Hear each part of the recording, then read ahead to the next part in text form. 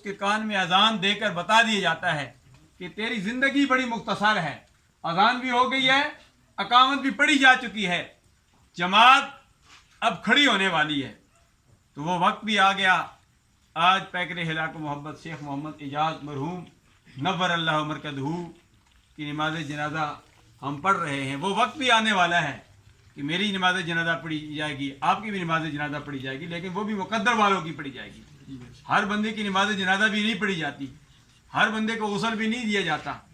मुकद्दर वाले की नमाज जनाजा पढ़ी जाती है, मुकद्दर वालों को कफन पहनाया जाता है, मुकद्दर वालों को खुशबू लगाई जाती है, मुकद्दर वालों के लिए लोग दुआएं मग़फ़िरत करते हैं, या अल्लाह इसको बख्श दे।